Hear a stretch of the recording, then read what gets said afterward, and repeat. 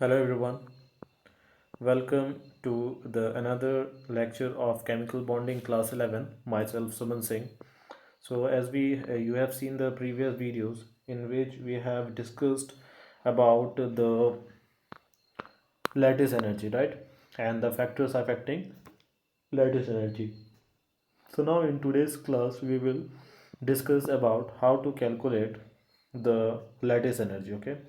So to calculate the lattice energy, this lattice energy we used to calculate by Born-Haber cycle. Okay, we used to calculate this by Born-Haber cycle. Okay, with this Born-Haber cycle we used to calculate what this lattice energy. So what is this Born-Haber cycle? So as we know that the direct determination of lattice energy of an ionic compound is very difficult. Okay, so Born and Haber in 1919 has what we can say has derived a process. Okay, or we can say that he devised a cyclic process for the calculation of lattice energy of ionic crystal by making use of He's law.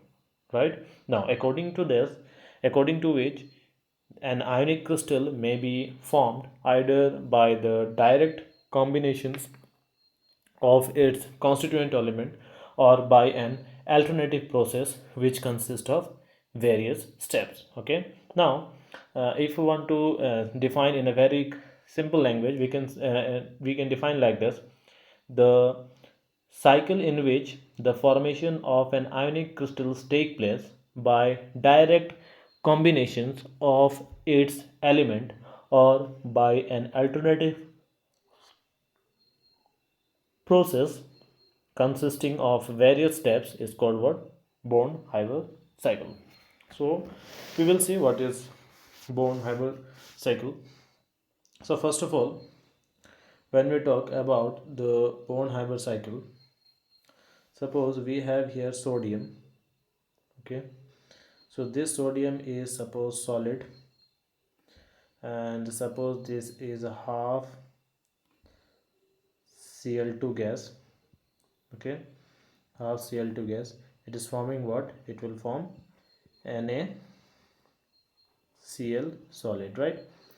So this step is not a one step process. Okay, so first of all, what has happened here, this sodium solid has converted into sodium gas first, like this, sodium gas, by releasing heat of sublimation.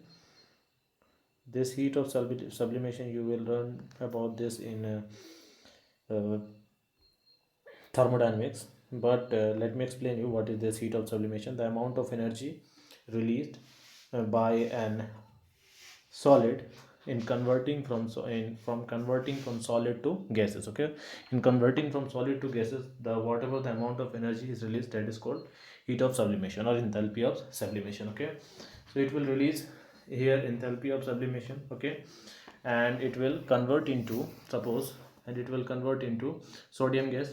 Now after that, what will happen, this sodium gas will release his ionization energy. Okay, ionization energy, and it will convert into sodium ion gas. Okay, sodium ion gas. Now here what is happening here, this Cl2 will release bond energy, half half of its bond energy, and it will convert into Cl gas. Okay, and after that again it will release its electron affinity, or we can say it will release energy to convert into, it will release electron affinity here to convert into Cl negative ions, right? So now what will happen, this this Na positive gas and this Cl negative will combine to form what? NaCl solid. Okay, so whatever the energy which has released here, you see this energy, this energy, this energy, and this energy, this all energy, when you will calculate, it will be equal to this del H. Okay, so this del H is what? It is a lattice energy, or we can say, right? it is equal to the lattice energy. So whatever this energy is released, it is called what? Lattice energy. Okay, or we can say lattice, or we can say the lattice energy is what I am just erasing this one. Let me write here. So here del H will be equal to what? This del H will be equal to del H heat of sublimation plus ionization energy plus bond energy by 2. Okay, bond energy by 2 plus electron affinity. Okay, so this is what? This is a Born-Haber cycle, right? So in this way we used to calculate the lattice energy. I hope you are understanding this. Suppose one more example I will give. Suppose if this is a, and to convert a into b, if there is a del H amount is released, del H amount of energy is released, or lattice energy is released, del H amount of lattice energy is released. So at that time what will happen? This a, suppose by converting into when a is converting into b, it is not converting directly. If it is, suppose from a it is going from a to first c, so at that time it is releasing del H one amount of energy, right? And after that from c to d, again if when it is going from c to d, it is releasing del H 2 amount of energy, del H 2 amount of energy. And from d to b, again it is releasing del H 3 amount of energy. So what will be the total energy, or we can say del H? Del H will be del H1 plus del H2 plus del H3. So this is the method is called what? This method is called Born-Haber cycle. And this, but through this method we used to calculate what? We used to calculate the lattice energy. Okay, so I hope you have understood what is, how to calculate the lattice energy through Born-Haber cycle, right? So in the previous class we have also discussed about the factors affecting lattice energy. What we have seen, interionic distance means what? If the interionic distance will increase, lattice energy will decrease, right? Or we can say that lattice energy is what we have learned. Lattice energy is inversely proportional to 1 by r plus r minus, right? R minus. So lattice energy is directly proportional to inversely proportional to internuclear distance. Okay, means interionic distance will increase, lattice energy will decrease, right? The next thing what we have seen, ionic charge. Or ionic charge means if the lattice energy increases, the ionic charges increases, then lattice energy will increase, right? And again, coordination number of ions, if the coordination number of ion increases, lattice energy increases. So what is this coordination number? Let me explain you. Suppose this is a sodium, okay, and suppose this sodium is surrounded by 1 2 3 4 5 and 6 Cl negative ion, right? So the coordination number of this sodium will be 6. Means what? Coordination number is simply the number of elements, or we can say number of ions is surrounding a particular element. Okay, or we can say one more example. Suppose this is a, and this a is surrounded by, suppose 1 2 3 4 5 b. Means what is the coordination number of a? The coordination of number of a will be 5, right? So when we are increasing the number of coordination number, lattice energy will also increase, right? So this was about the lattice energy and how to calculate the lattice energy. I hope you have understood this, right? Now next we will see the properties of ionic compounds, right?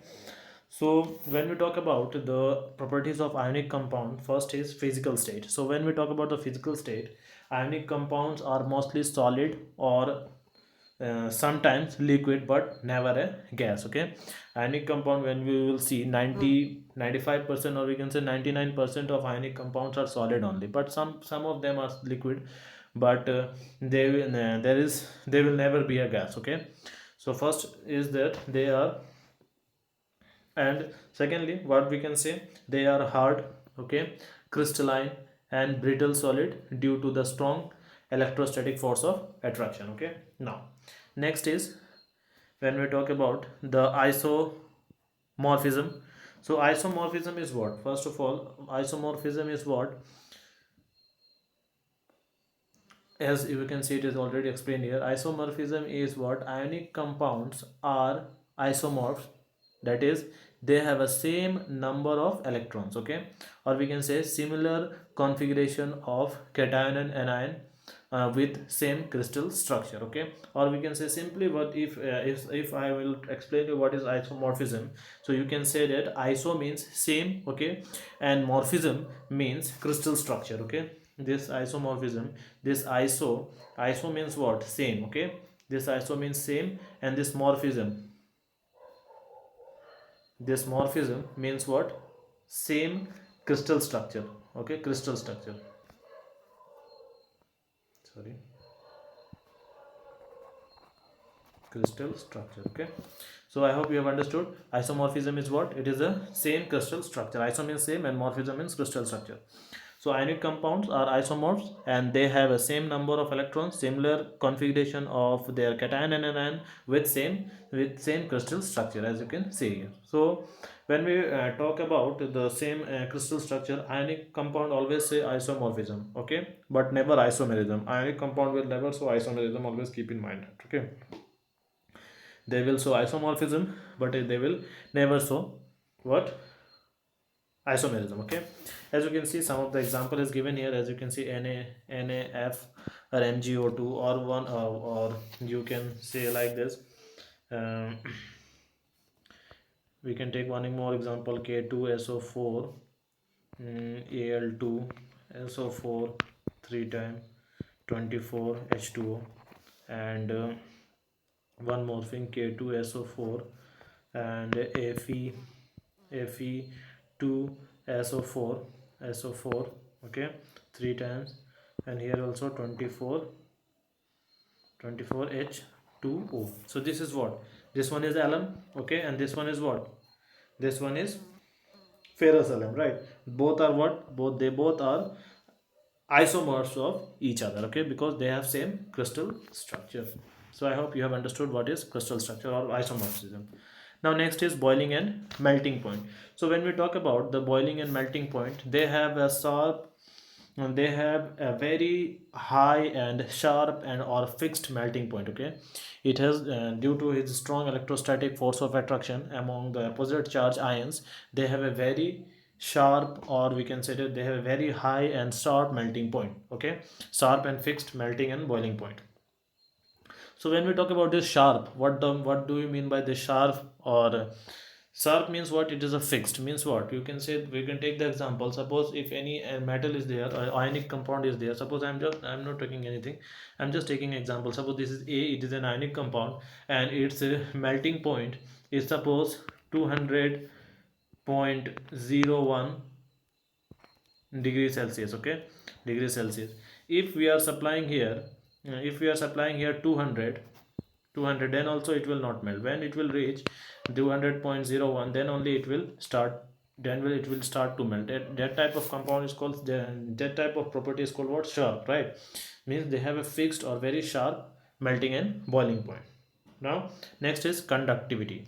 So in solid it behave as an insulator, okay, when it will be in when it will be in solid it will be behave as an insulator or bed conductor of electricity, okay, but it will conduct electricity in the molten state, okay.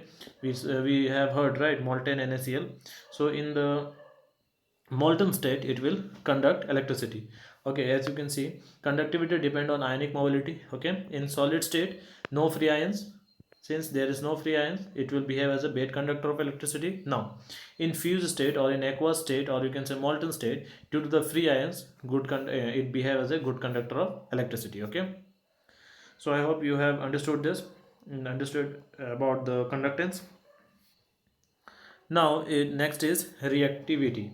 So, reactivity is what? Ionic compound undergo ionic reaction which have a very high reaction rate, okay, or we can say it is very quite fast. As you can see here, ionic compound undergo ionic reactions which are very high reactions rate, with a very high reaction rate, that is very quite fast, okay. And next is they do not exhibit isomer due to non-directional nature of polar bond present in the compound. Okay, so they are not they do not exhibit isomer. As I have already told you, it will show isomorph, it will not show isomerism. Okay, now next is solubility.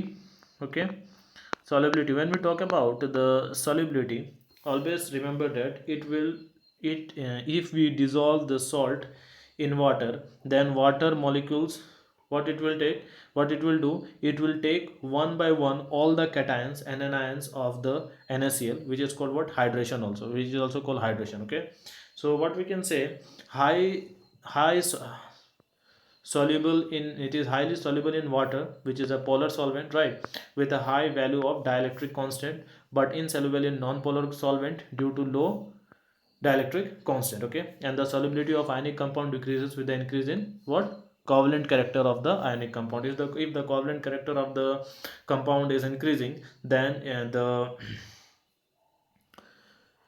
solubility of ionic compound will decrease. Okay, now next is what, here is some of the example is given here, as you can see. So when we are dissolving this NaCl in water, what will happen, as you can see, this NaCl is in the middle, and this water has just surrounded this, right, this is called hydration.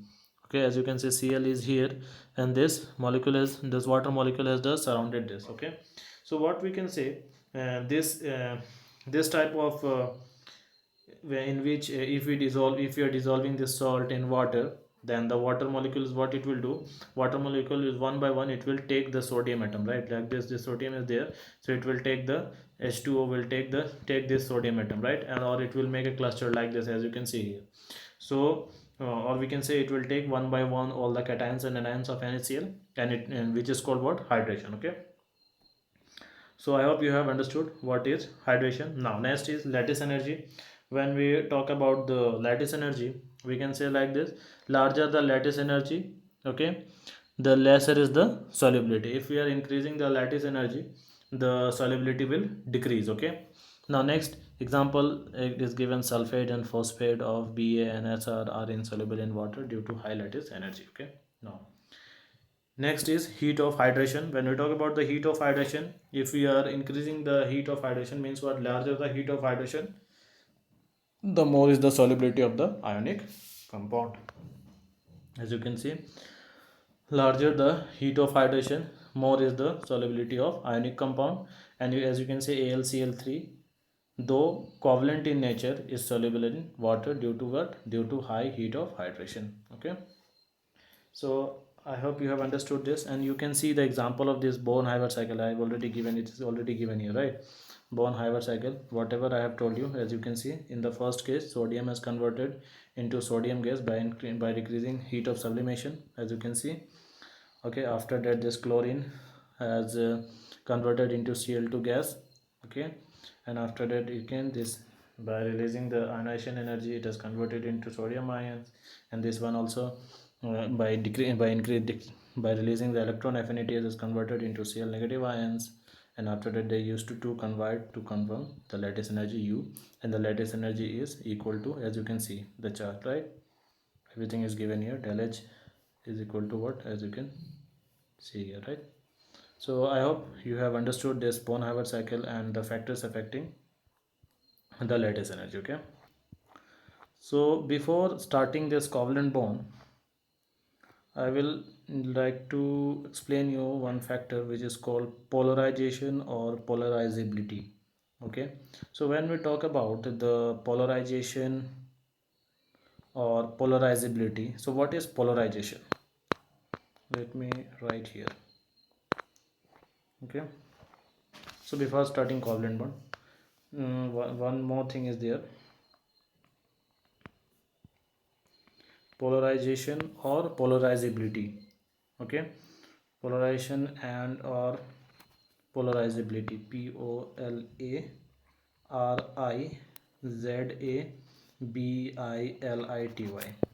Okay, polarizability. So try to understand this, what is polarization and polarizability. After that, we will start this covalent bond. Okay, after that we will start with the covalent bond. So this polarizability or polarization is what, we all know that cation is smaller in size, right, and anions are bigger in size, right? So when an cation approaches an anion, what will happen at that time?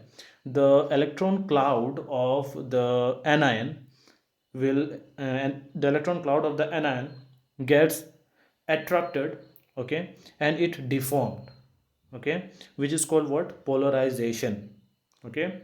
And the pulling power of cation is called polarizing power, or we can say the tendency of the anion to get polarized is called what? Polarizability.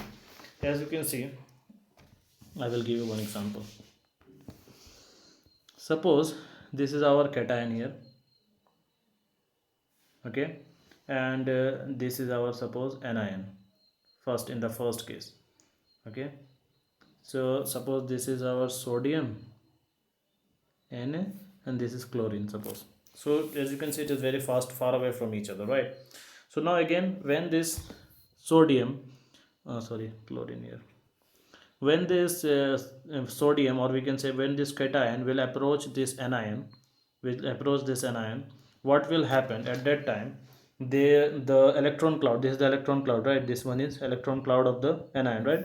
So what will happen? The electron cloud of the anion get attracted and get deformed. Deformed means what? It will change like this. In the next case, it will change like this. Suppose this is our sodium, okay. Suppose this is our sodium, okay. This is our sodium, suppose. So let me write it clearly. This is our sodium, okay, Na. So at that time, what will happen? The electron cloud of this anion will get deformed like this. It will become like this. We can say like this. This is the Cl, and this is suppose the electron cloud. It will become something like this, oval shape, right? It will become something like this. So this is called what? Deformation of deformation, or we can say deformation of the electron cloud, okay. So it will happen like this, and they will get attracted towards each other, right?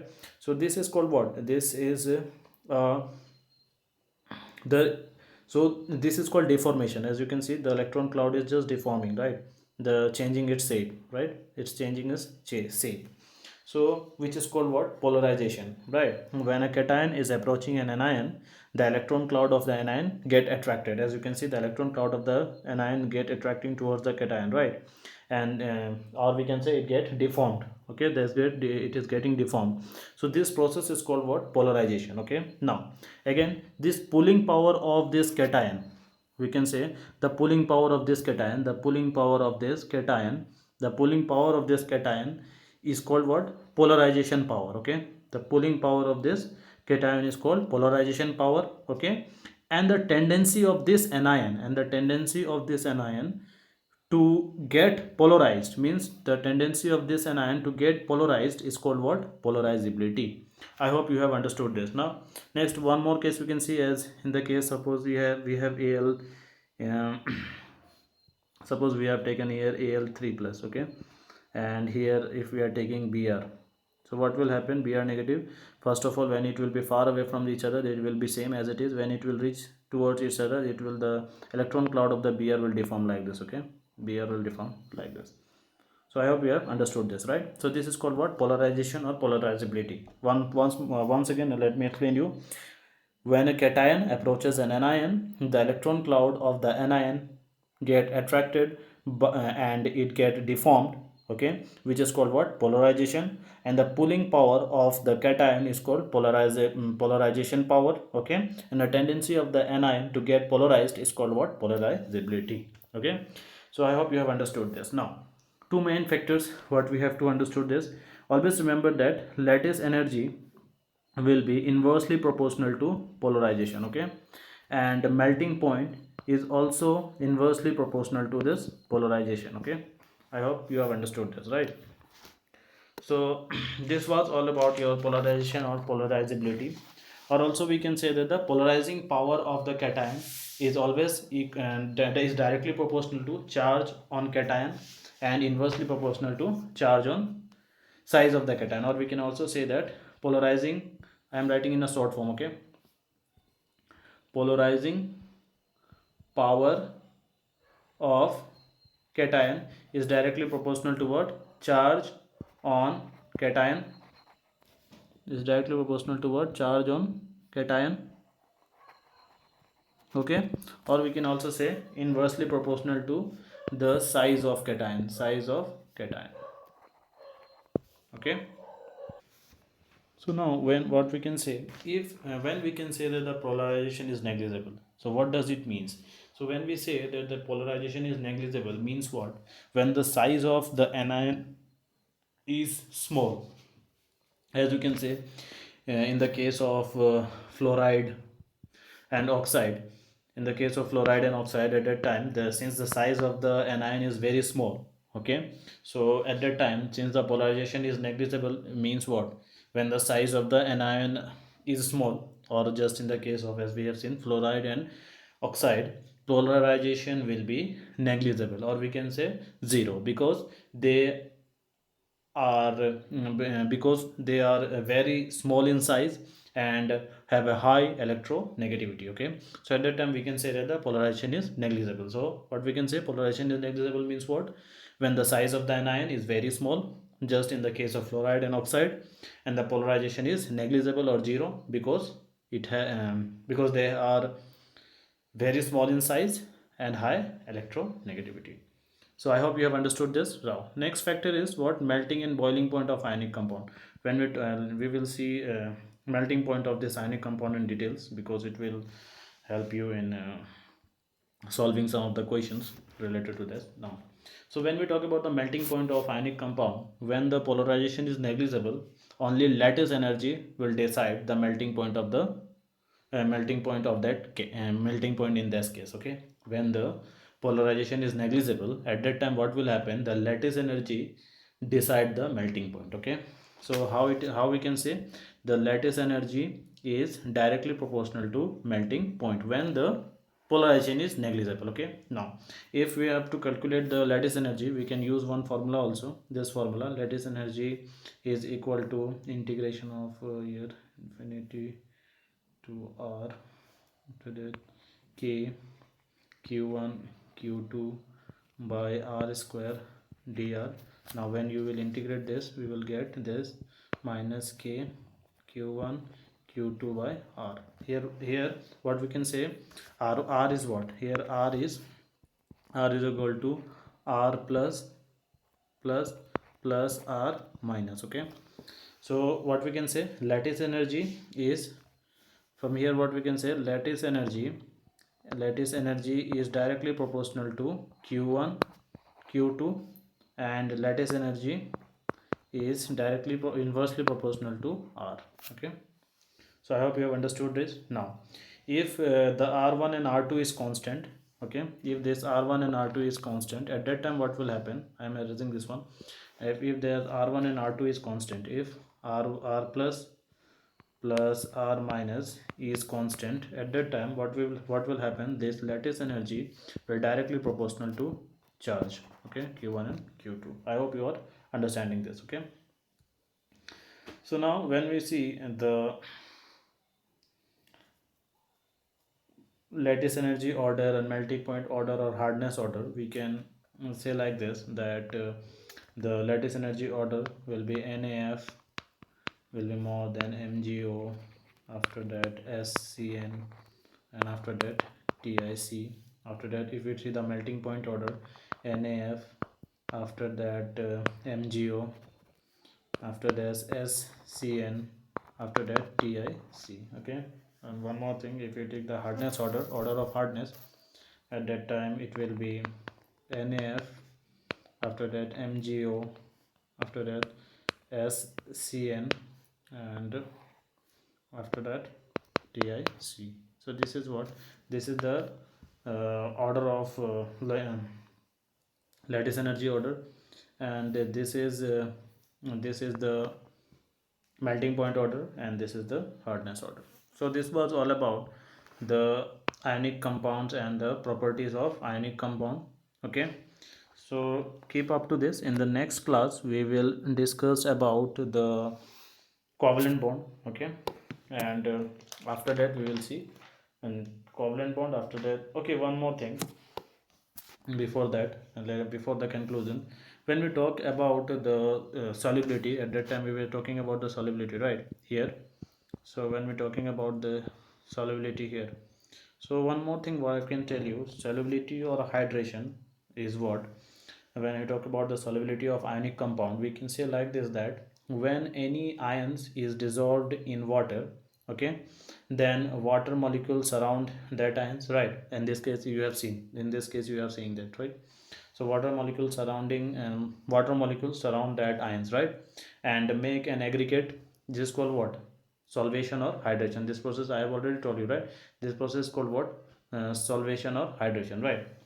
So when we talk about the factors affecting the solvation energy or hydration energy, always keep in mind that solvation energy will be equal to, or we can say directly proportional to, the charge. Okay, let me tell you like this solvation energy will be directly proportional to z plus and z minus, okay, and it will be inversely proportional to 1 by r plus 1 by r minus, okay. And one more thing what we can say, and this is will be all, and this will be directly proportional to 1 minus 1 by er, okay. So here er is what, dielectric constant, okay. Now what we can say from there, from what, how we can conclude this, we can conclude like this: the greater the polarity, greater will be the dielectric constant, okay. Or we can say if the dielectric constant is increasing at that time, 1 by er means 1 by 1 er is decreasing. And again this one we can say like this, that if the er, that is dielectric constant, is increasing, at that time what will happen, 1 by er will decrease, and the same time 1 minus 1 by er will increase, okay, and the solvation energy will increase, okay. So I hope you have got some idea about the solvation energy, or we can solubility of ionic compound, right?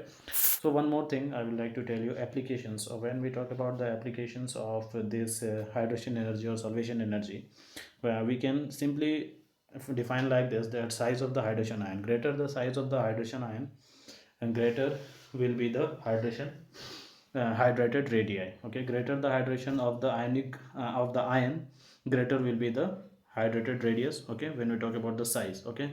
And now when we talk about the mobility of the ions, at that time always remember that more is the hydration energy, hydration, smaller will be the mobility of the ion, okay. As you can see I have already written here, right? Now next is the third factor is electrical conductance. So always remember that it is related to the mobility. So the it is related to the mobility, and it will show a following order, as you can see, Li aqueous, after that Na aqueous will be greater than, K plus aqueous, okay, and that will be greater than Rb plus aqueous, and that will be equal to Cs plus aqueous. In this way it used to vary, okay. So here, now again when we talk about the lattice energy and salvation energy, always remember that lattice energy will be directly proportional, inversely proportional to r plus r minus, right? And salvation energy is also directly, salvation energy is, now what we can say, salvation energy is directly proportional to 1 by r plus 1 by r minus, okay. So I hope you have understood what is lattice energy, salvation energy, and what is the variation, okay. So one more thing, one last statement I like to tell you: greater the difference between the radii, greater will be the solubility, okay. So this was all about the solubility. I hope you have understood this, right? Now in the next class we will discuss about the covalent bond. Till that, thank you.